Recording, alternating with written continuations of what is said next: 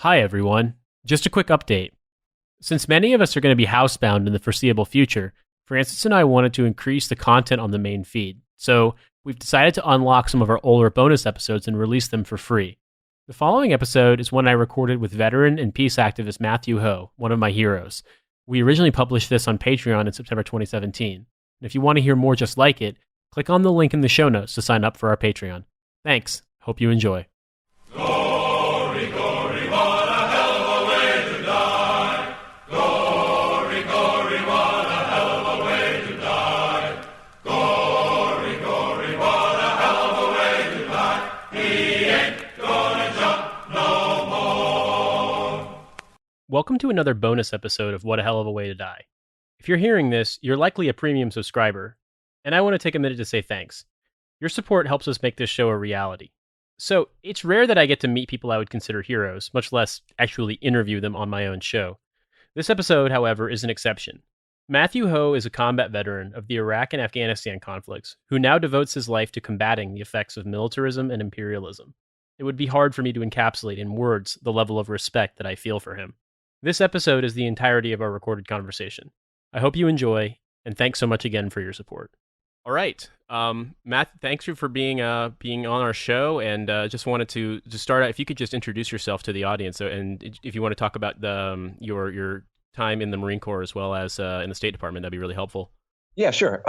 Name is Matthew Hoh. I live in Wake Forest, North Carolina. I went into the Marine Corps in 1998, January of 1998, through officer candidate school.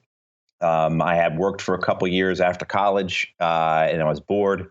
Wanted something bigger, wanted something satisfying in life. Didn't want to have my existence measured by being someone who was doing finance, which is what I was doing. So basically putting numbers into spreadsheets, more or less. I wanted something bigger and more fulfilling.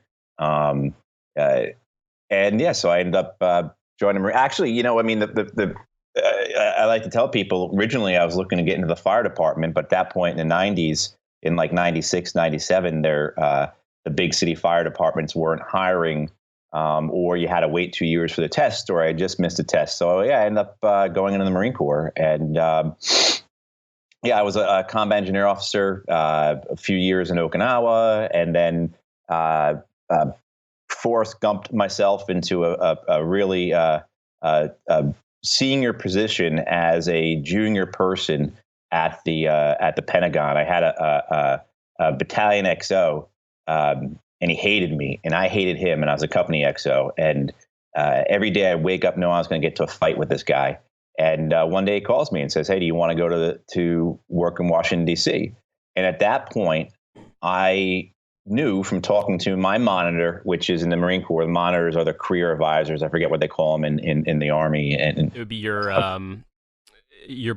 it's at branch headquarters. You basically have your branch representative. I can't remember exactly, but yeah, it's similar. Yeah. There's a person of a relatively similar officer grade who's your point of contact. Yeah, and so this guy, I remember being told very clearly that I remember him saying to me, "You've got two choices: officer selection office Buffalo or recruiting station Detroit.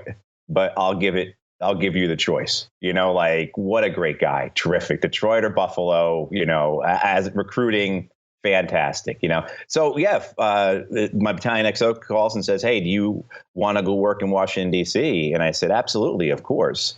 And I ended up getting this job as a White House liaison officer for the Secretary of Navy, where I ended up doing a lot of correspondence, did a lot of protocol. I was basically the junior Marine Corps officer on the Secretary's personal staff. So yeah, I just ended up being in this like mini think tank, basically, for the Secretary of the Navy, and saw a lot of things and had a lot of experiences that most junior captains can't imagine, right? I mean, so it really was, and through only because my battalion XO and I hated each other, and he wanted me out of there, type of deal. And this was a hot fill. It came up as they need somebody in DC. So this is a good way to get, Hoh out of here.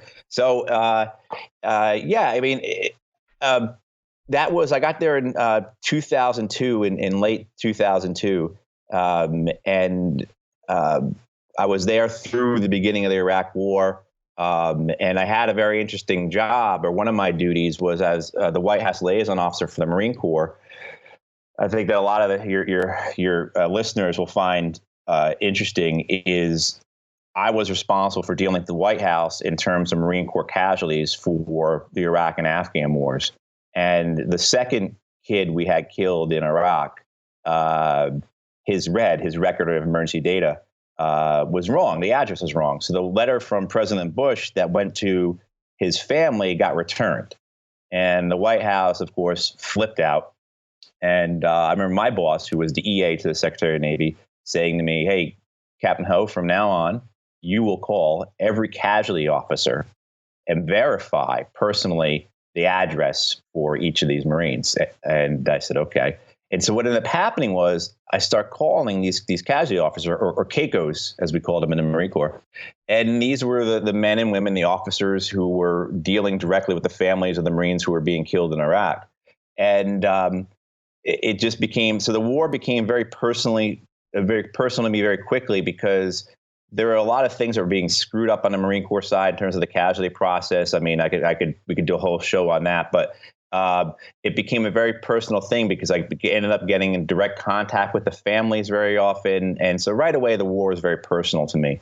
But also too, being at that level and seeing what was occurring on a macro side with the wars, and seeing how the Marine Corps handled things, and how, colonels and generals were already at that point more interested in making sure the bureaucratic functions of the Marine Corps were going forward, making sure the narrative of the Marine Corps was going forward, and making sure their own careers were going to go forward. It really, this whole casualty thing eventually blew up with me writing a brief for the Commandant of the Marine Corps about how the Marine Corps casualty process was broken. My understanding that the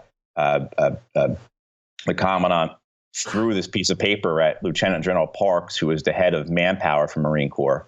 And I was really assaulted from a variety of Marine Corps officers at headquarters Marine Corps personally, and my career was threatened and everything else because I had done that.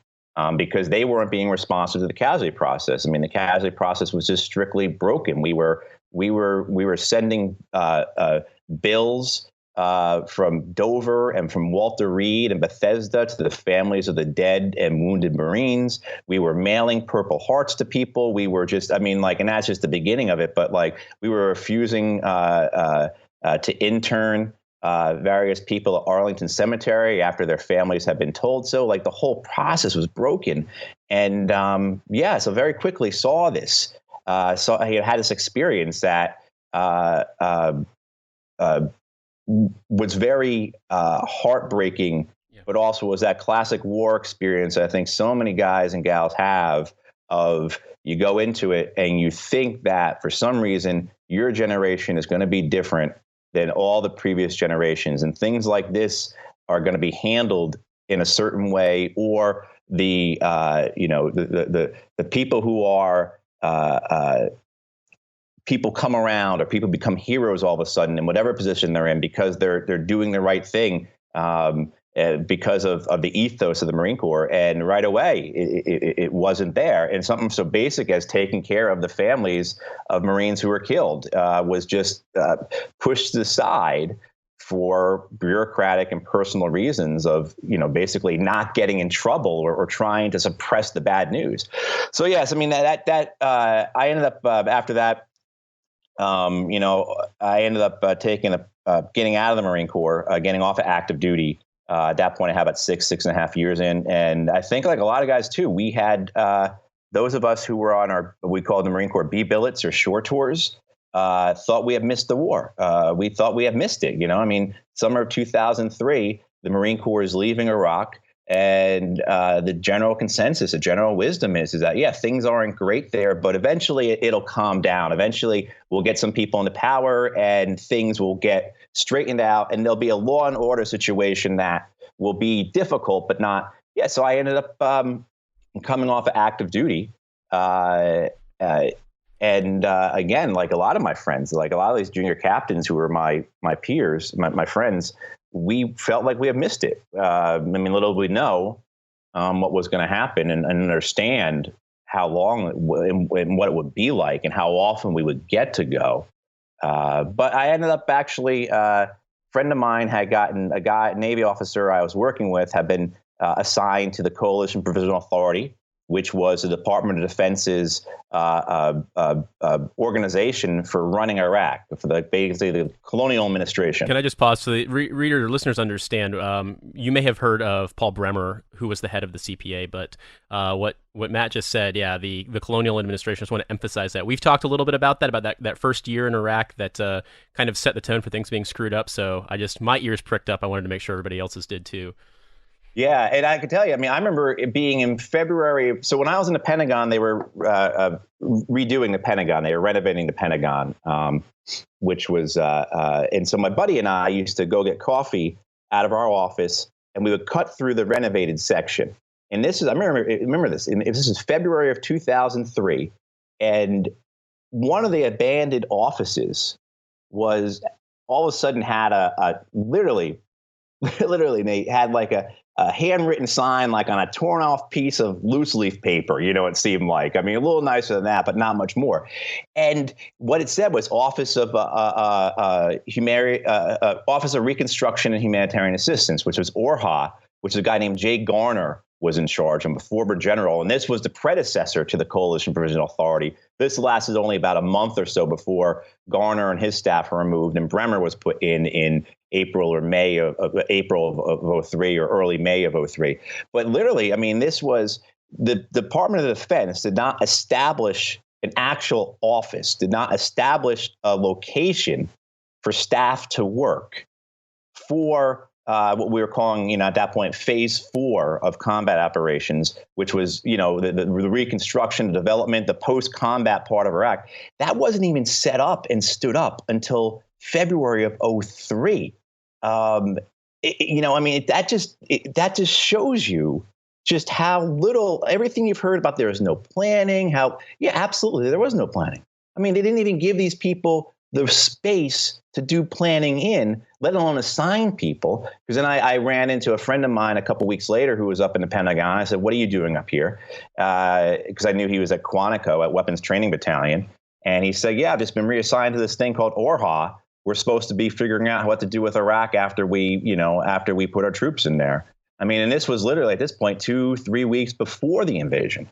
So it kind of really showed where the mindset was, where the priority was, and how any type of thinking that was not just negative or things might not go well there, but was even just responsible or anything more complicated than just two reinforced divisions up the middle was outside of the box of thinking for a lot of the Pentagon. Well, I mean, I helped plan medical assistance packages in Central America in 2010, 2011, and I remember doing a quick respond to flooding in Panama and sending 2 Chinook helicopters and like 20 doctors and a couple of airmen and some security forces took like a week of staff planning. So one imagines that trying to put together the staff plans for an entire country's worth of humanitarian assistance is probably going to take longer than a few weeks. And that's kind of mind-boggling to think that wasn't part of the plan when, the actual tactical component was thought out in the middle of 02. Like as far as I understand, the planning had been going on for a while. That's the one thing where the staff work that had been done before was actually factored into the decision, was how to, get from across the border Kuwait, to Baghdad or from, the Turkish border in the north down south. So that is kind of mind-boggling. But something I was also interested in, Matt, you went back to Iraq as as you said, as a National Guard or a reserve component officer? Yeah, Marine officer, Marine Reserve officer. So when I got out, I was, I just transitioned to the IR. I looked at joining a local reserve unit, but I actually, as I was saying, a buddy of mine who got detailed down to CPA in their human resources office, and Ken could verify, and he was a Navy officer, he's a surface warfare officer, but they put him in human resources, and he can verify again too everything we heard about how the people who staffed that first year of the occupation, the headquarters, the civilian headquarters, the people in the palace there who worked for Paul Bremer were political hacks. And, Ken can confirm this. I mean, that was the resume that you were looking for was, these were political people. These are people who, and I remember when I got there. Oh, go ahead, Nate. I was just going to say, I remember watching the documentary, was it No End in Sight? And I want to say it was Jay Garner, but it may have been someone else on his staff who made the comment that they encountered the head of the traffic and basically the traffic division for Baghdad, the person who was going to control all of the reconstruction with regard to traffic control in a city of 5 million people. And it was like a 23-year-old Duke grad whose dad was a major Republican donor. And this was, Yes. 2 months after the war ended, after the shooting had stopped in, March, April of 03. Yeah. Now I'll tell you what. That kid still wasn't there when I got there in April of 04. I'm sorry, May of 04. But he actually had done a pretty good job because that was about the only thing that was being emphasized and talked about at that point in the spring was the traffic situation and when are the traffic lights coming. So that kid actually did do some work, but I mean, but that's just compared to the rest of because when I get there in the spring, so what happens is I end up getting a job as a civilian with the Department of Defense and going to Iraq and getting put onto the very tail end of the Coalition Provisional Authority. So I saw the last 6 weeks of Paul Bremer's reign there. Like I say about Bremer, I never met him personally, but I was in staff meetings. And I saw the people that he was surrounded by and people he had working for him. I mean, it wouldn't have mattered if Bremer was Moses, Jesus, and Muhammad rolled into one. With the people that he had around him, he was destined to fail. Because with the traffic light, that's one of the stories I like to tell, is that so I'm there in this staff meeting at CPA at the end of May in Baghdad, and they are discussing the situation in Baghdad with regards to the traffic lights. And meanwhile, we were on the 23rd day in a row of car bombings in Baghdad. The head of the Iraqi governing council that we had put into place had just been assassinated by a car bomb. I mean, and things were falling apart across the country. And these people were saying, well, as soon as we get the traffic lights up, everything will come into, because they're just literally you had this attitude of it can't be the occupation, it can't be anything more serious than the fact that they're just these grievances that people have, and then now the insurgency is not an insurgency. We weren't even allowed to say insurgency. I mean, all those things you heard about how you couldn't say the word insurgency for the first 2 years of the Iraq War, that was absolutely true. I mean, you were forbidden from saying that. I mean, it really was. It was, you were not. And so there were these blinders on the people who could actually think, but a lot of people there couldn't think. They were, like I said, when I got there in May, you're meeting all these people who are leaving CPA, and they were political hacks. They were, most of the people would say to you, you say, what are you going to do when you get home? Well, I'm going to take a couple of months off and then I'm going to go work at the convention, the Republican convention, the 04 convention. I mean, that was but my position there was as I went over there originally to be part of the Ministry of Youth and Sport and to help them do soccer fields and help them rebuild their youth centers and things like that, which I thought was going to be a fantastic experience. I was a combat engineer. And so my thoughts were maybe I could do this for a while and then come back and do some type of commercial construction or something. But having taken part in something that was going to help improve lives, and still hopeful that things were going to turn around in Iraq or get better, or maybe I was, because also too, my position at the Pentagon, I had access. I mean, I had access to the intel reports that were coming in, right? I had friends who were in Iraq who were emailing me saying, hey, you work for Secretary of Navy. What the fuck is going on here, man? I mean, what are we doing? I mean, does anyone know? As well, too. Then also I read the newspapers and watched the television, so everything that was assaulting me, from these things was just saying Iraq is completely messed up. But then you had our civilian leadership saying, no, it's but I was hopeful, I think everybody was hopeful at some point. I mean, I think that I remember being a college student. I'm a bit younger than you. I graduated from college in 07. That's when I commissioned as an infantry officer. But I remember being a sophomore in college, reading the news about the 2005 Iraqi parliamentary elections and being crossing my fingers, like, come on, guys, I hope this works. I really, because you don't want, even if it is this imperial project, you don't want the people to suffer. And that's right. And then it's Absolutely. like, it looked like it actually had been pulled off and it was going to work. And then it's like, by the end of '06, we're like, yeah, maybe we were a little jump the gun on saying things were good. Yeah, exactly. Maybe we should have read into more of how the Sunni, like, et cetera. But yeah, no. So I get there, and they moved the money, and then they said, you're not going to do this youth and sport thing. We're going to reassign you, and I ended up going to Crete for a year. But right off the bat, too, I mean, I can tell you that the $20 million that was supposed to be the project I was a part of to rebuild these athletic facilities and youth centers and build soccer fields or whatever, that money was given directly to Sciri, to the Supreme Council for the Islamic Revolution in Iraq, whose militia is the Badr Corps. And $20 million buys a lot of rifles and a lot of RPGs.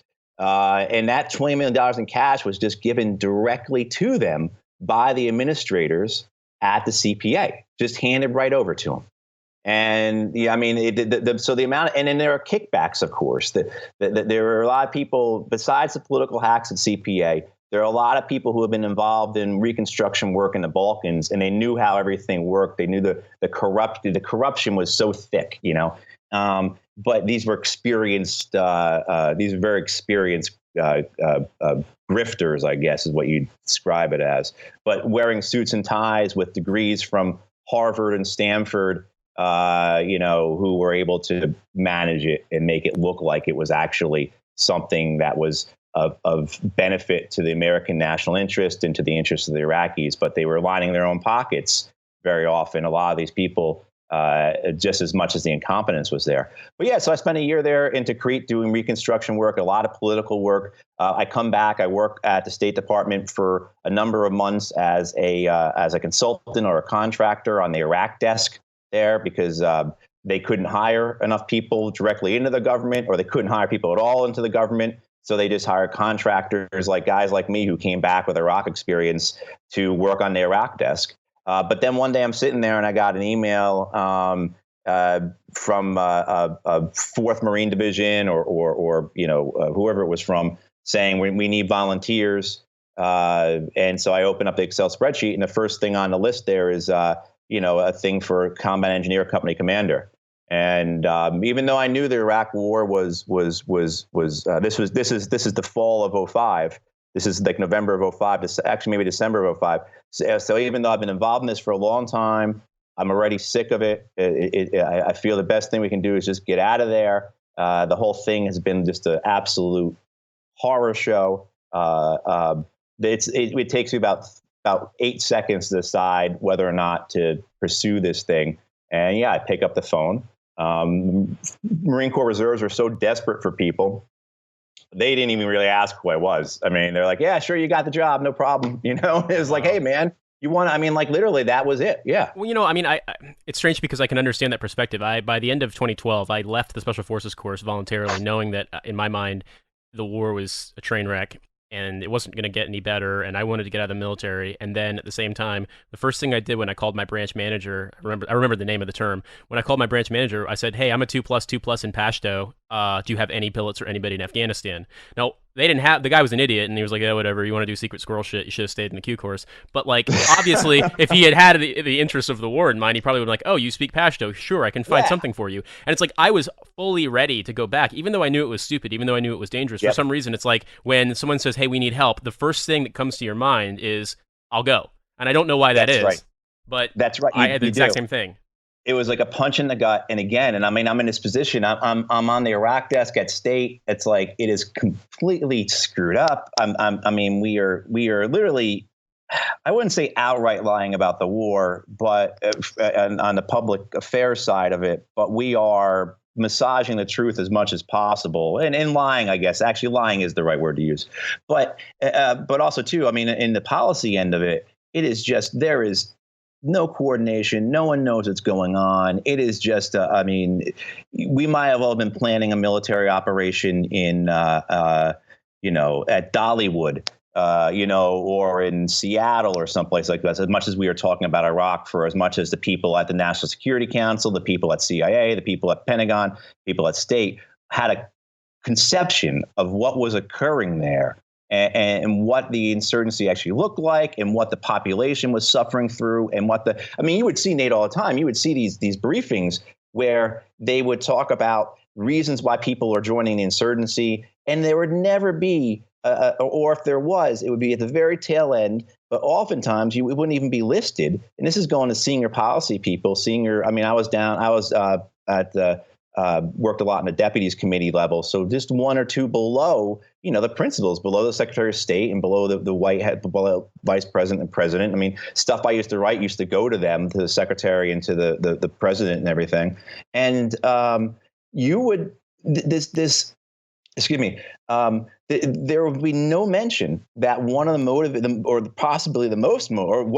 most motivating factor, because we had the intelligence, we had the interrogations, we had polling, we had all kinds of things, that it was simply the occupation, or it was our abuse of people at Abu Ghraib, or our torture of people at Abu Ghraib, or our torture of people at Guantanamo Bay or in Afghanistan, or the fact that we've killed so many Iraqis already, or just the fact of our invasion, just the occupation. So there were all that, any sense that the occupation or the insurgency might have legitimate grievances was completely scrubbed.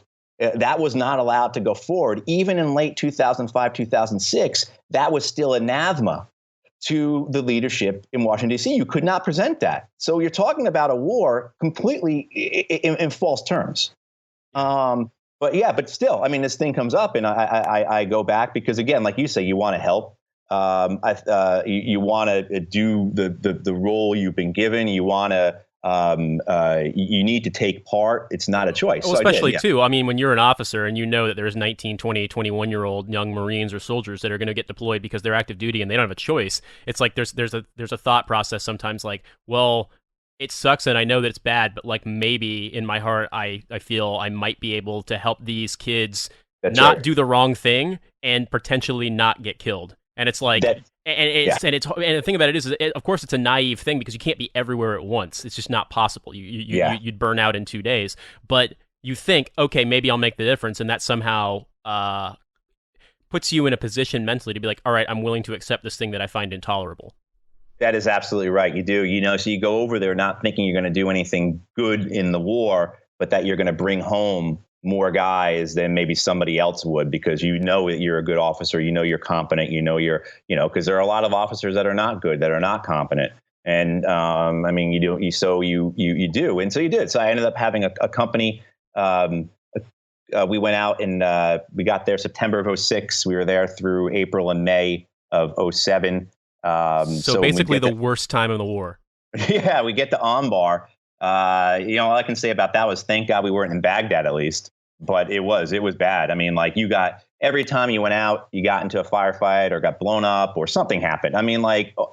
Things just, the amount of ticks, the amount of troops in contact was the measure, was astronomical. I can't remember now off the top of my head. I'll give you a wrong number, but it was unbelievable how often in my regiment's AO, and we were in Western Anbar, so we had everything in Anbar province in Western Iraq, west of Ramadi. So we had this huge AO, and we had a Marine regiment out there, reinforced with like one Army battalion. And it was for those months. We were, every time you left a FOB or a patrol base or a combat outpost or whatever we were calling them then, you got shot at, you got into a firefight, you got mostly hit by IEDs. And we did route clearance, and we did a lot of, my guys did a lot of breaching, cache sweeps, and we built a lot of bunkers. We bermed in the cities. We did a lot of engineering work, a lot of combat engineering work, indirect support of the regiment. When you say bermed in, I just feel like I want to make sure we clarify that for the listeners. You mean like building berms, like setting up things so that people have like defensive positions around cities, correct?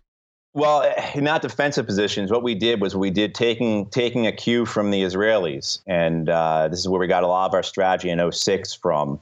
And this is why the notion that the surge was a military success is just fallacy. I mean, because it just we had a lot of short-term gains there militarily, but it is all the political components that made the Sunni awakening and the Sons of Iraq and brought down the violence in 07 and 08 to just incredibly low levels. I mean, we went when that happened, when the Sunni awakening happening and the Anbari tribes came onto our side.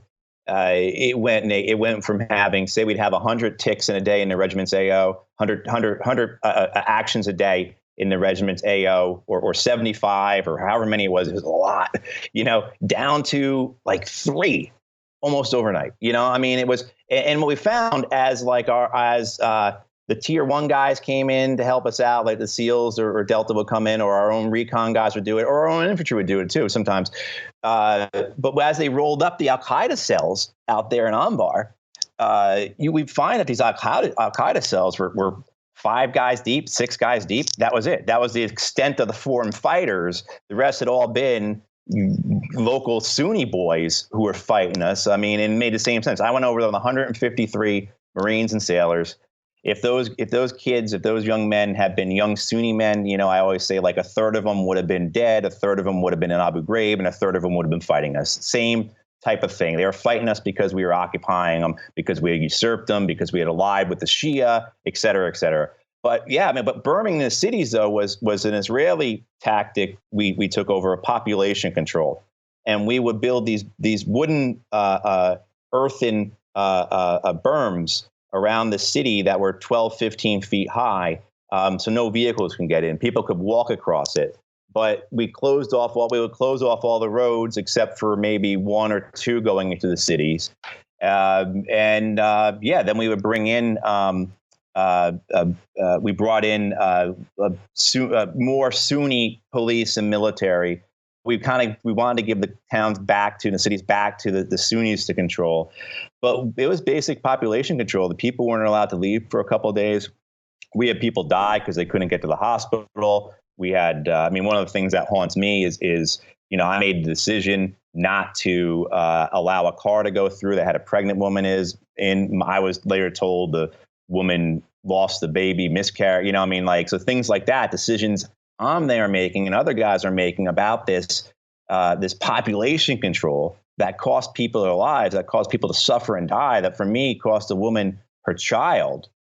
What the hell are we doing? Yeah. That was Anbar. But then, like I said, the politics of it, bringing the Sunnis back into the political process, giving them a share of the spoils, so to speak, making sure they were getting money, as well as feeling like they were not going to be overrun by the Shia. That's what changed everything. And but it really was incredibly freaky to go from where we were getting where things were happening so much to just being deathly quiet. It was very freaky. I was in a brigade that when I deployed to Afghanistan, the 4th Brigade, 25th Infantry, they had formed up as a brigade in early 05 and then deployed in, I want to say, October of 06. And they stayed, I think the main element went home in November 07, but a couple, some companies stayed on until December of 07. And getting the roll up from them was similar to what you just described, that when they got there, it was like a catastrophic level of violence on a daily basis. Yeah. And by the end, Yeah. they were basically doing meet and greets in the markets because nothing was happening. Yeah. Like the worst thing that might happen is that someone might pop a tire on the road on those, and it was, Yeah. guys who had deployed in that, I remember being in Afghanistan and having to really, it's tough being a new, in my case, a first lieutenant, having to kind of square these guys away who were combat vets, but they were approaching things in Afghanistan with that same threat level. And you realize from talking to them that they were used to an environment in which within 20 minutes of walking out the gate, they were getting shot at. Whereas in Afghanistan, 9 times out of 10, it was quiet. And on 1 time out of 10, it was the worst fucking day of your life. So it's just, it was not the same kind of threat. And it's weird because these were people whose formative experiences as combat leaders were in this absolute apocalypse. And so when I meet people like yourself who are in that, I'm always fascinated because it's like, wow, I don't know how, I can't even conceive of it. Yeah, it just was. We had a couple of companies. One of them was led by a couple of infantry companies in the regiment. One of them was led by a good friend of mine. His company was up in Haditha. And within the first couple of months, literally as we were getting into November, I remember being with him up there, and he was looking at being combat ineffective from casualties. I mean, Marine Corps Rifle Company. I mean, like, just because, and Haditha looked like Stalingrad in parts of it. I mean, just the way the buildings have been hit and hit with 7.62 rounds and our rifle rounds, and then of course from RPGs or from our heavy guns and everything from our machine, from our 50 cals. Yeah, I mean, and in other parts of that, and you just saw it where we were just losing guys every day. Massive catastrophic IED strikes. A 400-pound IED strike was nothing unusual. You know, I mean, and that's the kind of thing. It's like, how long does it take to, and that's what people don't get. How long does it take to put a 400-pound IED in the ground? Yeah. Right. And to move it, prepare, and everything else. So we don't have the presence to see these guys doing this. You know, but then you're asking us to move across the ground like it is, and no one in the area, the local population, is seeing it happen because they're putting a 400-pound IED in the ground, and they're not coming out to tell us don't go there. You know, I mean, not. So yeah, exactly. So and why is that? And of course, we say, well, it's because they're scared of the insurgency, and it's like, well, maybe because they also don't want us here. That could be a huge part of it too. You know, I mean, but but that changed, and it became. Yeah, like I said, it was to go from that where you were in that hell. And again, thankfully, we weren't in Baghdad because the guys in Baghdad had it worse than we did. You know, but we were. It was not. And same thing too. Our guys down in Ramadi had it really bad. Ramadi was awful. But yeah, well, we weren't going to get into like the 4 or 5 hour gunfight. You know, but you were going to get hit every time you went out, or have something happen, at least something happen, or at least stop and at least find the IED before it went off. But still, you're involved in that. And that's hours and hours of just watching and waiting for EOD to come clear it or something like that. Yeah. So and then you're waiting for something else to happen, or So you have this experience. You're there for it's like 7-8 months, and then you come back, and then you end up taking a position at the State Department. Well, I did. I took a bunch of time off. That's when the PTSD and the moral injury, the guilt really started hitting me. I was involved in a helo accident over there, and 4 guys died in the helo accident, including a friend of mine. And I didn't think about it all until I got home. Yeah. And that was the thing that really kicked it off for me a couple months after getting back, was having to deal with that. I didn't save my friend. And what it was, we actually had a water landing, right? I mean, so these 4 guys drowned up on Haditha, up at the lake up there. And so these 4 guys drowned, including a friend of mine. And, and that was just a door to open it up to everything else. Once I admitted that my friend died and I didn't save him, which, there was no way I could have saved him. But once but you still, it's the guilt. You can't, right? So, but once that door was open, once that door, Nate, was open, that's when everything changed, and everything came flooding back, rushing back, all the things I've done, all the things taken part in, all the Iraqis that I have worked with, particularly my first year, who have been left behind and were being killed and everything else, all that. But I ended up taking a job 5-6 months later with, I came back and I said, I'm not doing this anymore. I'm all done. And then some guy from the Joint IED Defeat Organization called and said, hey, just saw your resume, and with your background, you can help save a lot of lives. So I was like, the magic words right there. Exactly. Right. So they go right back in. I go to work for JIDO for a year doing counter-suicide bomber work for the most part. But at that time too, end up getting a position with the State Department as a political officer, because I had worked with states so much. I knew people. I had worked for before the man who is now the head of Afghan operations for the state.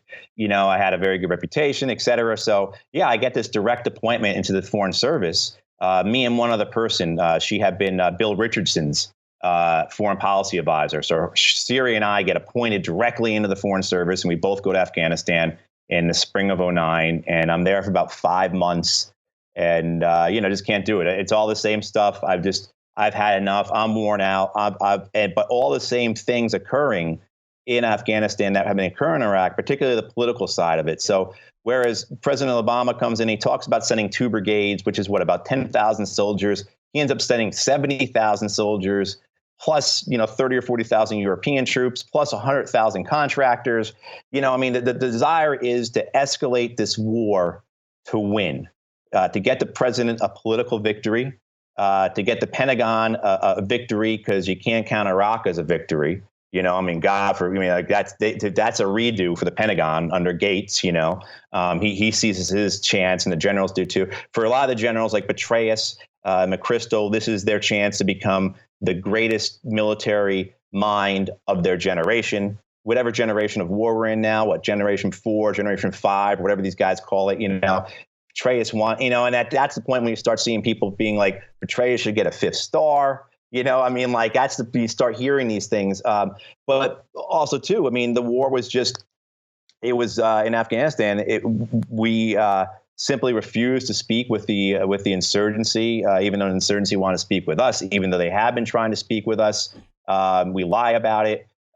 We help Karzai steal the elections, basically. And it's all the kids are dying over lies, and Afghans are just suffering and dying over lies and over something that's immoral and something that's unwinnable. Any one of that brain on their heads can see every time we put American troops someplace or foreign troops someplace, along with the Afghan police and along with the Afghan army, the insurgency shows up. We would go to villages, man, and we would say, where they hadn't seen us in like 3 or 4 years, because I was with a PRT, a provincial reconstruction team. And, we would go and when was the last time you saw the Taliban? And they say, last time you guys were here, 3 years ago. Things like that.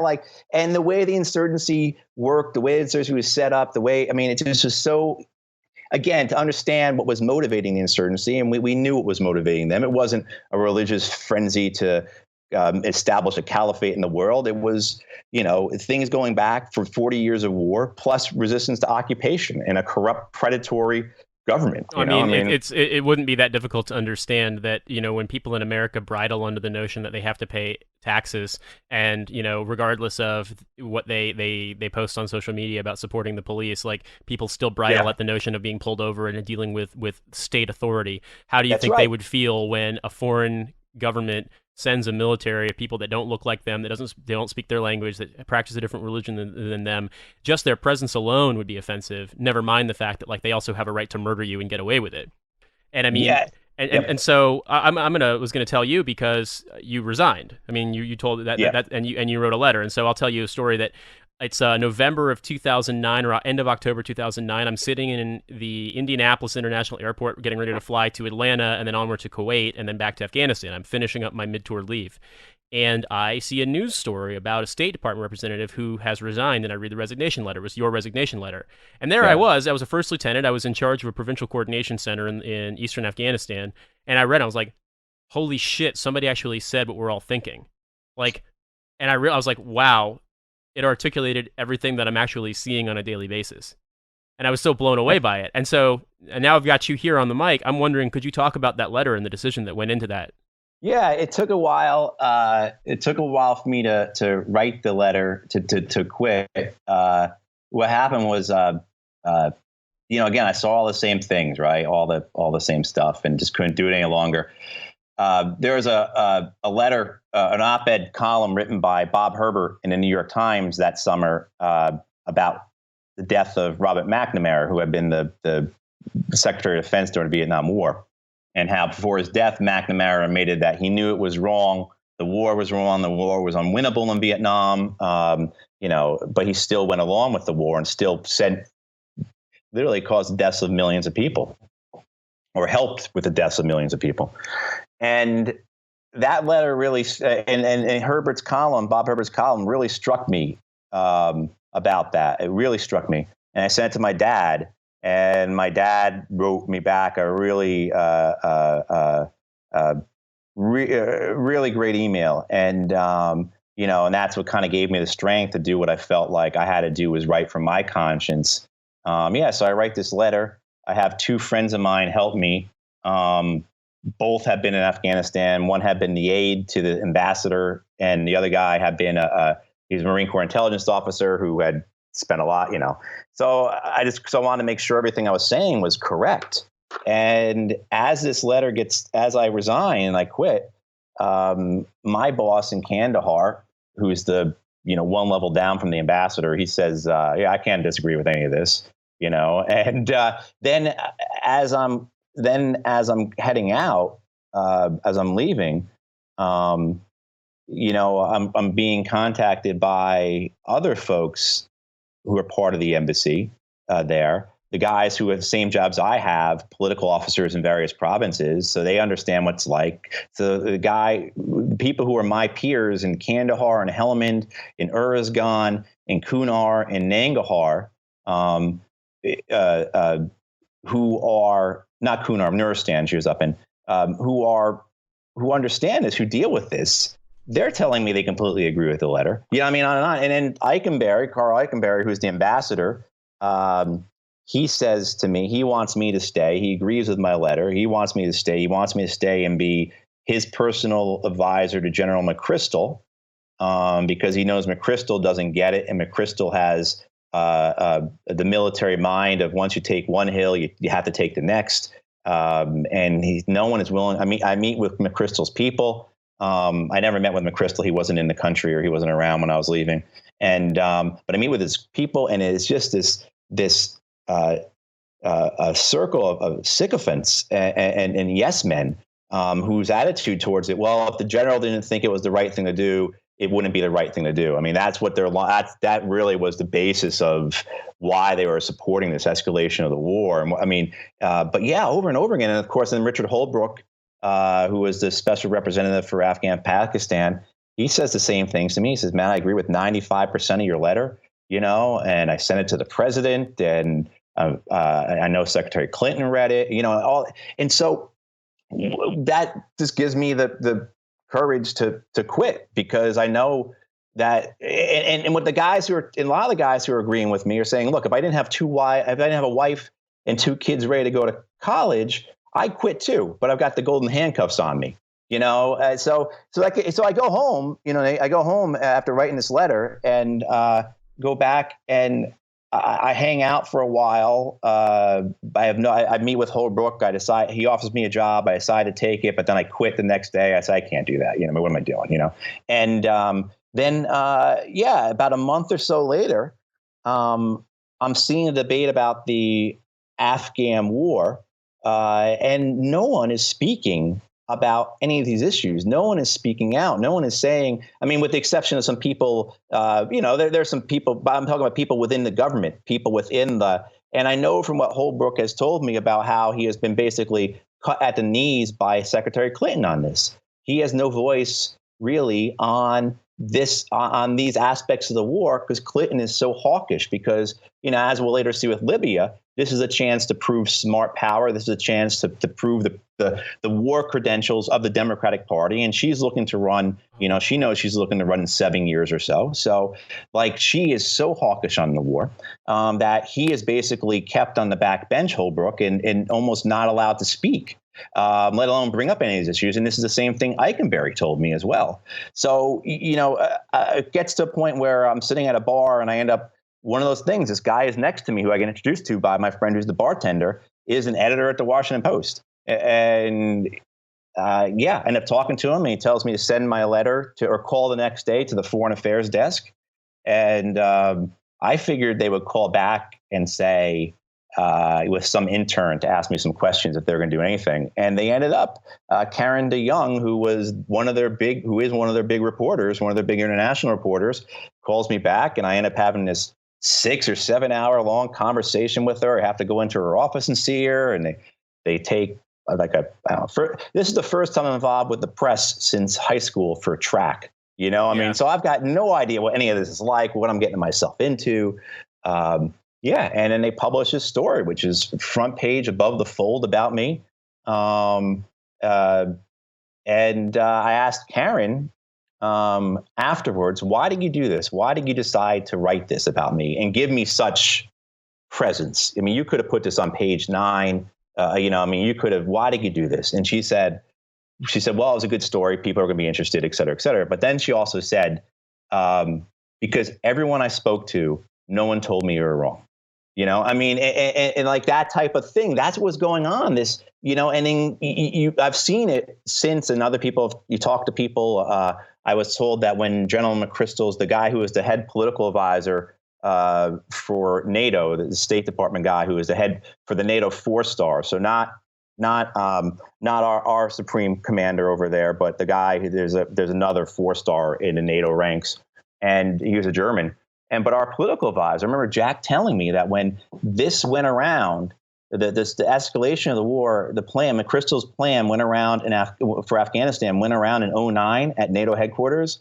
Nobody signed off on it. Nobody agreed to it. But when it came time to initial your name next to it, to push it to the next level up, everyone initialed next to it.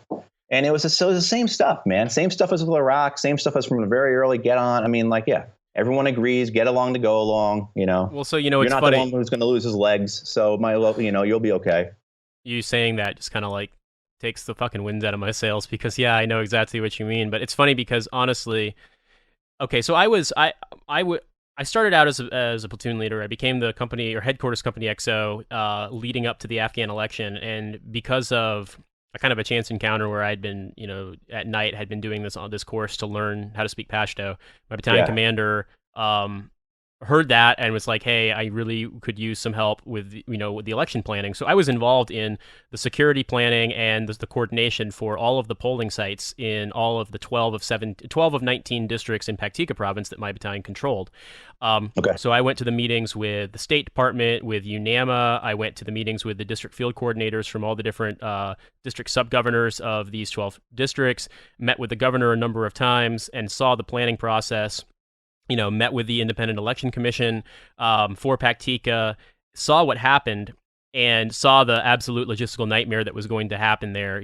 They were going to drive all the ballots to the polling sites and then drive them all the way back. And I remember thinking to myself, like, so many people are going to fucking die. This is insane. Like, you can't let this happen. And so we came up with a plan where basically we were able to convince Presidential Airways, the Blackwater helicopter flight line. About that. To fly ballots. We did map recons of potential LZs, or used scouted LZs in every one of these districts that had been used before. And at that point, 8 years of war, that we got Apaches to go out there and do actual recons and fire these back to Presidential Airways. They flew in, picked up ballots at Sharana, flew them out there, then came and picked them back up.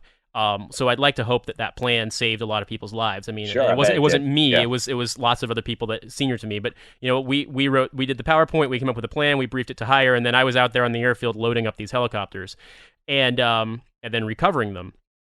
And then what I realized was in the news immediately after the election was that the reported fraud was astronomical and they said Paktika was one of the worst provinces, and I realized why. It's because they had the ballots, because we had done it, because we had gotten it to them, because we had sent it out. Right. We had done all this work. We had churned so much fuel. The IEC had fucked up instructions or our company had made a mistake. I don't know, but like our company sent people out on a patrol to a polling site that wasn't supposed to be open because of security problems. They got blown up. 2 guys died. A third later committed suicide. Like, it was horrifying. And you realize, like, all this happened, and it didn't really amount to anything. And then when I came back after reading your letter, I came back to Afghanistan. I got back to, it was right when Dr. Abdullah had decided to not contest the election. And so our governor threw us huge party, like, hooray, no second election. And I remember being like, wow, this is awesome. Like, we get to celebrate the fact that democracy is a complete failure in this country. And it was just, and so by then, by November of 2009, in November of 2009, I had a couple of different ticks take place at our compound, a lot of situations where we had to, like, be the people to hand back dead bodies of insurgents to their families, which, I mean, as I've told friends before, like, you do the best you can, but imagine if the Taliban had a representative at Dover Airfield, like, or Dover Air Base, like, what that would be like. That was me in real life. That was me in real life, handing over these body bags to people. Like, imagine if just the level of, and then, it's Thanksgiving, so I'm having to call my parents and be like, yeah, everything's fine. Meanwhile, this shit's going on. And then in December, had a really bad situation where you talk about moral injury, similar to me, in the sense that I tried to get a kid medevaced and they wouldn't take him because the Americans didn't cause the injury, and he wound up dying from a brain injury. And so, like, seeing that happen, and, I joined the Army and put myself out there with the intention that, I thought I could make a difference, and it didn't happen. But I think it was also, I bring this up because in December of 2009 was when President Obama announced the strategy. That was the whole Yeah. plan. That he had conducted this review. They had done this great big planning process. McChrystal had gone to every province and tried to go to every installation in Afghanistan. And then they announced that they were going to extend the troop deployment and stay until 2014. And I remember I stayed up really late at Fob Rushmore and went into the dining facility after hours to watch the news so I could hear what the decision was. And I was so disappointed because in my heart, I guess I sort of hoped that they would do the right thing, the thing that everybody on the ground knew, and say, all right, clearly this is not going to work, and like in some diplomatic way, we're getting out. We're going to leave in the next couple of years. We needed to. And to see how it's happened, and now, 8 years later, you have people like Paul Ryan saying, well, if the Taliban know when we're leaving, they'll just wait us out. I'm like, oh yeah, because it's their country and they live there. They live there. Those wily Afghans, being citizens of that country that we invaded. But you see how nothing has changed, and it's just like, and I realize that the same things they're talking about now is what they were talking about in 2009, and you were already, mentally exhausted from having seen it over and over again, and I was getting my first taste of it. And I guess to me, it's like, you find yourself just flabbergasted that we can keep saying the same thing over and over again, and like you just said, people keep initialing next to the signature block. Yep, exactly. And there was a real attitude within the embassy, within the political side of all this, of that, well, this is the Democrats. Of course, they're going to do it better than the Republicans. They're way smarter. There was that attitude as well, too. There really was this, you could feel it in the spring of 09 as the new political people were coming in, as we were waiting for the new ambassador, everything else, But yeah, I mean, it's just the will to, I think for a lot of military officers, though, what you do is you say, I can't do anything about that. All I can do is take care of my Marines or my soldiers, my sailors, like my airmen. And that's what you focus on. And for me, being there at that point as a State Department officer, I didn't have the things keeping me in the position in the war that other guys did in terms of having to feed a family, and I was exhausted. I was there. And then the moral injury guilt from the Iraq wars had already started 2 years previous. The PTSD was there, whether I wanted to admit it or not. I was drinking real heavily, not in Afghanistan, but at home. I mean, I was drinking real heavily. Like, I was suicidal at that point because of things, But in Afghanistan, I felt whole and complete doing that work. But and that I didn't have the PTSD in Afghanistan, and until you start seeing that we were not going to be ending this war, we were going to escalate it. And I always look back to General Petraeus's comments when he takes over Central Command in 2008, and he talks about doing things in Afghanistan the way they've done things in Iraq. And so I'm thinking that means political settlement. I'm thinking that means like actually addressing the grievances of the insurgency and separating the insurgency from the hardcore ideologues, from the foreign fighters, as we did in Iraq. And this is not what is happening. This is going to be a victory, and I've seen what's changed in myself. I mean, one of the things, one of the things I think about a lot now is that when I was in Anbar in 06, 07, your comment before, Nate, made me remember it. You guys brought the bodies back to the families of the people you were killing. We actually got into the place. It was so vicious there in Anbar, and I'm sure it's happened maybe in other places. It was so vicious that the regimental level, and I was both a company commander and a regimental staff officer, but at the regimental commander had the regimental staff decide this. We decided to not police the bodies off the streets, that anyone we killed, we left on the streets, and we were not going to allow their families to pick them up, and the dogs would eat them. Oh my God. And never thought that would be, and I agreed with that. I voted for it. I remember sitting there around that conference table at regiment headquarters and voting on it, type of deal. Like, that's it. And I was allowed, in the sense of like, I got Marines out there. My Marines are with the grunts. My Marines are all over the place. I've had a bunch of kids wounded already. Grace of God, they haven't been killed. And I was more than happy to have the dogs eat these people on their streets rather than their mothers and their sisters recovering them. And yeah, that's the person I have become. That's the very person I have become because of war. And now we see 8 years later in Afghanistan and throughout the Middle East, right? What's happening in Yemen, what's happening in Iraq now with the campaigns against the Sunnis in the Euphrates and up the Tigris River valleys. What that campaign looked like, just the destruction of cities. And that's what you get. You get a moral devolvement when you're just with this violence and this killing and this war all the time that you don't even recognize yourself. And I don't think it's changed. I say war doesn't change you. I believe that war just allows you to see who you really can become. All this stuff is in us. All this stuff is inherent in who we are as human beings. This ability to get so fully swept up in the revenge cycle of violence to justify anything, and that's who we are. Yeah. I noticed it for myself. I mean, it was different. My deployment was different than I suppose. Obviously, it could have been. But what I noticed for myself was that I stopped caring. I was very empathetic, and I was very bothered by even the random acts of aggression that had to take place, the way that we treated people at checkpoints, the way that we treated people at searching their vehicles, or people coming to the gates, the way we treated people on patrol. And then by the end, when I had friends die, I was like, it sounds horrible, but I remember having to be in a meeting with a guy who had been, I mean, he was trying to recover his truck that had been burned after getting blown up on a convoy, and the Afghan government had paid somebody to recover it and told them you can keep it, and he wanted it back. And the NDS had sent people out in American-style ACU uniforms and beat the shit out of this guy, and he was trying to get some redress. And I was sitting in the meeting with him, and I remember thinking, like, I don't fucking give a shit about your problems. Like, I just, and it was a very stark moment, and I regret that, of course. I mean, we tried to get him redress. We got him at least a chance to talk to the people who might be able to help. I don't know what happened later, but that was for me, as a person who doesn't like to see these sorts of things happen, who, in a naive way puts a high emphasis on fairness, it just made me stop caring about fairness completely. So I agree entirely with what you just said. Yep, absolutely. You do. You take this, and you get to a point though where maybe things, like I said, I had that Bob Herbert column and the email back from my dad about you have a choice. You have a choice who you want to be and what you want to do.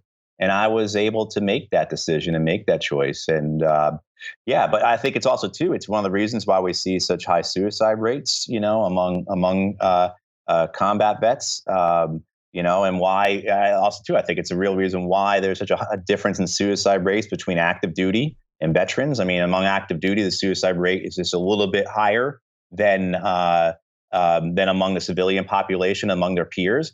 But once you start to get to veterans, once they become veterans, once they leave that bubble, once they leave that community, and I think we allow ourselves to think this way. We allow ourselves to have these honest thoughts. We allow ourselves to have this honest introspection, or you hear opposing views. The dissonance that occurs, that you see that this was the person I was, and this was never a person I expected I would be. Because so many of us do join the Marines or the Army or the Navy or Air Force or whatever, because we're looking to do good in whatever way. I mean, I joined because I was bored, but there's also part of me that wanted to help, that wanted to serve, protect, do something bigger with myself. And then you do this, and it just strips out the foundations of who you are. And a lot of young men, and also a lot of young women too, are not able to handle it and put a pistol in their mouth. Something that I wanted to talk about too, since we have a little bit more time, if you're okay with hanging on a little bit on the line. Oh, yeah, absolutely. I wanted to talk about what you do now, about the anti-war work and anti-militarism work, because I feel like you've taken the next step in a way that I think a lot of us struggle to. I mean, I do my show and I espouse my opinions and I get mad online about certain things and try to gain, and I've gained a little bit of an audience doing so. I've written about PTSD, I've also seen a lot of pushback. I mean, I wrote about PTSD, I wrote about veterans being used as political props, and then I wrote about the sort of mental process that makes somebody think they still need an AR-15 to defend themselves in America. And what I realized was that it was like I had insulted the religious totem of a significant number of veterans in America. And I realized that anger, that inchoate anger, is still there. And I don't want to play armchair psychologist, but I realized that a lot of people are very, very, very angry. And you and I have talked about this too, that, like, for example, I was the person that wrote the story that sort of broke the Bergdahl deserted thing. I mean, and I regret some of the way that got spun, and I found myself very, very disappointed with the cynicism of how the sort of news cycle works. But Bergdahl did obviously walk off an outpost. Yep. And it was my unit. And I realized later on that so many people were so enraged with Bergdahl and wanted to project all of the failures of the war onto Bergdahl because it was the only appropriate target in their mind. What they were mad about was that the war had failed, that they had been lied to. But instead of being mad at the people who made the decisions, they're mad at this kind of silly, depressed private who had delusions of grandeur. And exactly. And I realized that was sort of this breakthrough moment. I realized, like, deep down somewhere, people know that they've been lied to and that this war is wrong and it shouldn't continue. And getting to the point where they can actually admit that to themselves and to people in public and not fear that they're going to be labeled a coward or a traitor or a quitter. Because quitter is a word I hear quite often. And I wondered for you, you've definitely taken the next step. And so I was hoping you could talk about that. Yeah, and the Bergdahl thing is a great example. I mean, we go back to and what you're saying. I mean, this is basic stuff, right? I mean, this goes back to Francis Bacon and his whole idol of the tribe. The idols of the tribe. I mean, you insult the idols of the tribe, and the tribe has no other choice but to destroy you. And that's what people carry, these things in themselves, these truths that if they let go of, who are they then? They have no purpose. They have no meaning. And it's the very foundations of the moral injury, the guilt, again, and we've known that about guilt, just to make sure people are clear on this. We've known about guilt as a driving influence in suicides for combat veterans for decades now. I mean, go back, there was a study done in 1990 by the Veterans Administration that very clearly states the best predictor of suicide in Vietnam veterans is combat-related guilt. And since then, almost every other study has confirmed this.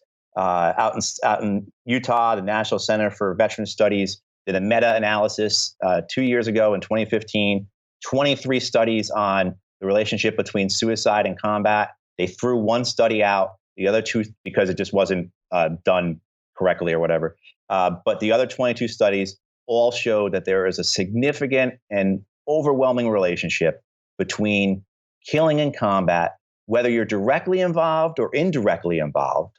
Doesn't mean you have to be on, and suicide. There is an overwhelming relationship. There's no denying it. And that's why we see, our youngest Iraq and Afghan vets right now have suicide rates 5.5 to 6 times higher than their peers, than other young men their age. I mean, they've tracked infantry battalions where the suicide rate is 14 times higher than civilian peers. I mean, we know this stuff, right? And this is but for me, I did, so I had this celebrity and everything, this Afghan war celebrity type of thing as the guy who quit and all the greatness that comes with that, or, whatever, I mean, but it took me a while, though, Nate, to really embrace where I was morally, because I still hedged. There was still part of me that wanted to stay in the establishment. There was still part of me that that thought I had a chance to go back into the government. I mean, I knew of men like Tony Lake, who had been with Bill Clinton, but Lake had resigned from the State Department over the Vietnam War. So I knew that people could leave and then come back in later on. I kind of had that. So I was hedging on a lot of what I was saying. So the work I was doing at the think tank I was a part of, I was always conscious of making sure I didn't do anything that was going to keep me from ever getting back in the establishment. And it took me a couple of years to get past that. Yeah, you don't want to cross the line too much, because then that's right. the career opportunities are going to get cut. I mean, because there is a certain point at which if you start to decry not poor policy and not poor tactical decision making, but rather the entire imperial apparatus. That's right. When you say those words, you've basically you sort of kicked over the set pieces, and there's no coming back from that. That's right, and you have to understand. I mean, everything in George Orwell wrote about this in 1945. He says in an essay, Notes on Nationalism, Orwell says, what's most striking. He says something along. I'm going to paraphrase here. But he says, what's really striking to me is the fact that all through these wars, the same people have spoken about the wars as experts, pundits, as we would call them now, and they've gotten everything wrong, yet they keep being the ones who are on the radio and in the newspapers. And he says this is because they represent entrenched interests that have money behind them. And that's why you keep hearing from the same people over and over again about these wars, even though they get everything wrong. And that's what we see today. And so you want to make sure that you are aligned with some interest. Otherwise, you won't have a place in Washington, D.C. Or in the media. But eventually, though, through a lot of several reasons, some of it was my own personal health, because the last few years I now suffer from I have a neurocognitive disorder. It's most likely from traumatic brain injury, probably from the large amount of explosives I've been around. Explosions I've been around, both in training and then in combat. But yeah, the last couple of years, I've really had this brain injury develop, that has really limited what I could do. I had to take almost a year and a half off from a lot of stuff I was doing. Couldn't use my computer for a long time, almost the better part of a year. Just couldn't handle using a computer. And, but that helped me realize, like, why am I hedging? Why am I not? So now I work a lot with an organization now called Veterans for Peace. The think tank I'm still associated with is a think tank that's dedicated towards policies of militarism. But when Obama was in office, you don't go that far with that, And now that Trump's in office, give you an example. In our think tank, we have an organization called Win Without War. Guy who runs it, Steve Miles, terrific guy, does great work. He's always in Congress. He is doing absolute work. All throughout Obama's time, Steve had one person working with him. 6 months into Trump administration, he's got like 7 people working for him now. Because, the interests are now giving money back again, because it's good to be anti-war again, because that means you're anti-Trump. Yeah. But if you're not sticking with principles, if you're not sticking with who you really are and what you really believe, you are doing yourself a disservice. You're just lying to yourself. And then you realize one day that you've never gotten anywhere, and you're not actually achieving what you have and what you can offer by that continual lie. By not being who you are and what you really believe, you're always hedging. And I came across this in something that Stephen Pressfield wrote. Stephen Pressfield, big author, he wrote Gates of Fire. Lots of guys are familiar with him for that. But Pressfield he said that's a definition of a hack. A hack is somebody who writes something not from what's inside his heart and his mind, but for the interests of somebody else. And that's really affected me. So I didn't want to be a hack. So yeah, now I do this anti-war work and this peace work, and both in the U.S. and abroad. Because I don't want to be a hack, basically. So I remember last year, I believe it was, you found yourself at protests in Okinawa, and you had previously served as a Marine in Okinawa. So I'm wondering, what did that feel like, going back there and confronting the machine in a way? That was really, that was maybe the hardest thing for me to challenge was Okinawa, because I had, as a junior officer there, as a lieutenant there in Okinawa, I had such a good experience. I had an Okinawan girlfriend. I had just the Marine Corps brochure experience. This is before the wars, basically. Of this is what the Marine Corps is supposed to be about. You're training Marines. You're traveling. And the ideas of that we are an occupying force, and that the majority of Okinawans didn't want us there, let alone the history of Okinawa and what Okinawa was like as a U.S. military colony, was just something I didn't know and didn't care to know about. Now I do. And it really was a different experience. It was a very sad experience, because Okinawa is such a beautiful place. The Okinawan people are so gracious. And 80% of Okinawans want the bases closed or moved or dramatically downsized. 80%, not some, but 80% type of deal. And you learn the history of Okinawa, and you learn that when we controlled Okinawa as a military colony for the first decade at least, and even longer, the Okinawans had as little political and economic control over their lives as people in East Berlin or East Germany did. So the very things, they weren't allowed to leave the island without the approval of U.S. military authorities. They were not allowed to have political assemblies. They didn't control their economy. It was controlled by the U.S. military. A quarter of the island's residents died in the Battle of Okinawa, But then in 1951 or 52, we forcibly moved a quarter of the remaining residents from their homes to make room for our bases. I mean, all these things are not known to us. I was there for 3 years. I never heard about this forced movement of a quarter of the island's residents. And we did it. We had done it in the early 50s to make room for our bases, to expand Kadena Air Base. Things like that. We kicked people out of their homes.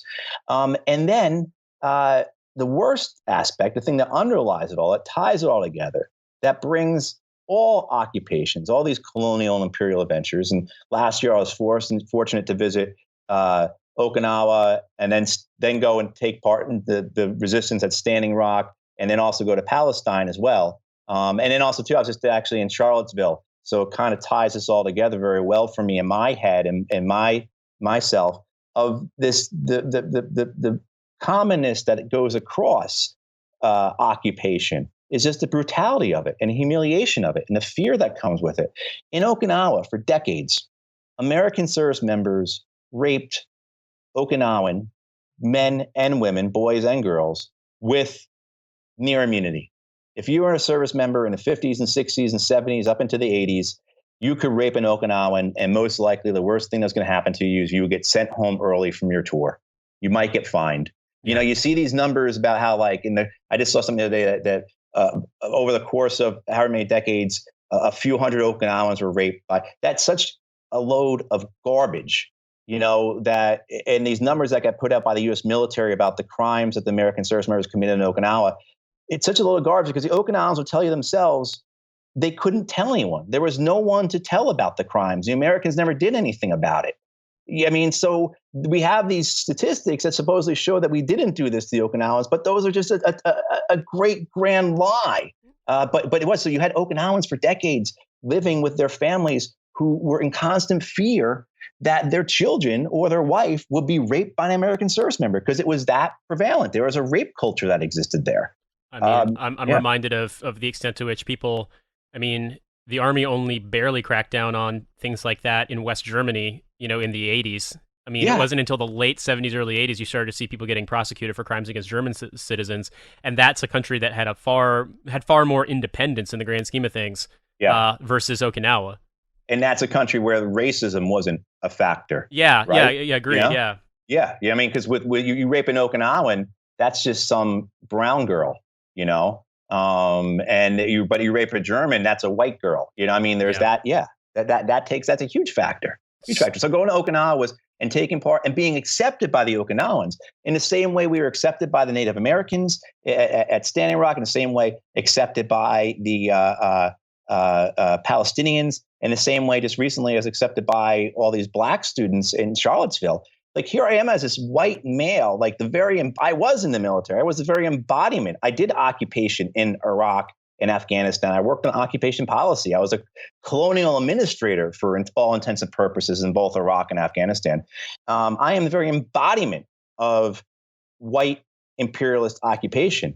And here are these people in all these locations, whether they be Okinawan, Asian, whether they be Palestinian, Middle Eastern, Muslim, whether they be Native American or whether they be African American, and they accept me as one of their own.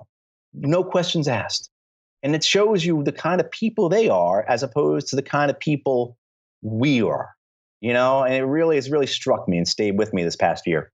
Well, so I guess my last question would be, I as a result of this podcast and as a result of work that I've done elsewhere with other organizations, I find myself coming into contact with young people who are in the military who want to get out and want to find a way to work against the same things that we're describing here. The kind of the culture of the imperialism, impunity, the notion that we have the right to determine people's futures for them around the world. And I was wondering, say you had a chance to speak to one of those people, what would you tell them?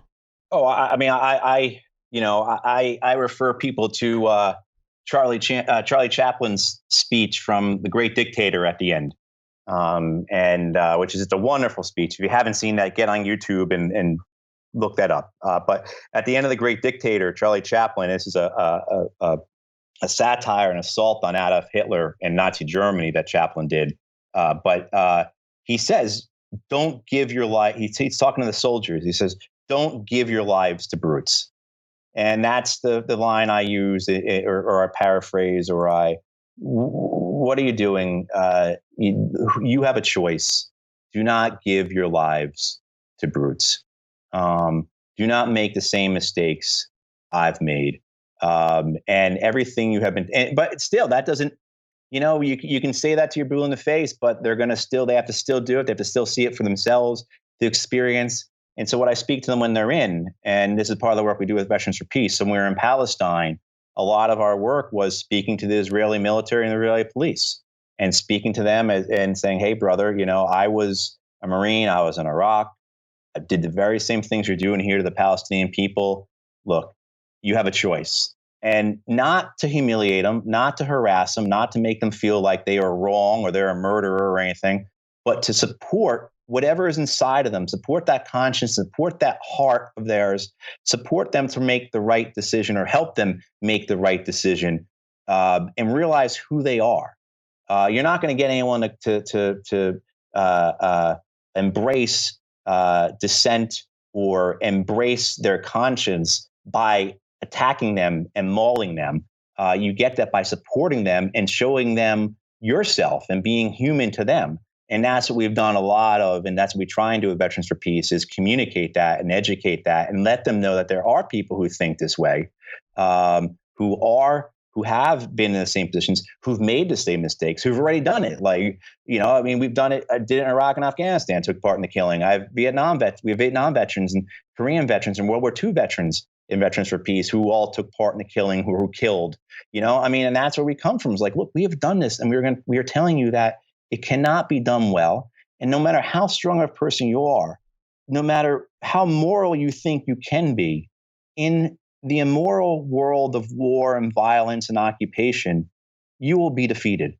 Your morality cannot hold up against the immorality of the war and the occupation, the violence, the imperial. It cannot. And that's what we try and help people moving along and remind them they have a choice. You have a choice. You have a choice. What are you going to do? And that choice may mean going to jail. If, say, you're in Israel, you desert, or you're, but you have the choice. And that's what we try and get across to them. Yeah. Well, and I also tell them, if they're a junior officer, I always tell them to read David Hackworth's book About Face. Well, I have a junior officer that I've been speaking to who's in the same sort of moral dilemma, so I will recommend that to him. Yeah. Matt, thank you so much for your time. Seriously, this is Nate. what I'm thinking we're going to do here is actually break this into 2 segments so we can have the full interview. And we'll publish it over the course of 2 weeks. But this has been phenomenal. And what I'd also like is we'll open up the lines to people to send comments, by email and such. And I may ask if you have time to respond to some of the questions, because I imagine that you're going to get a bunch. And when we're done, what I'll do is see if there's any information you want me to put out as far as like where to reach out for some of these organizations in question. That would be really helpful too.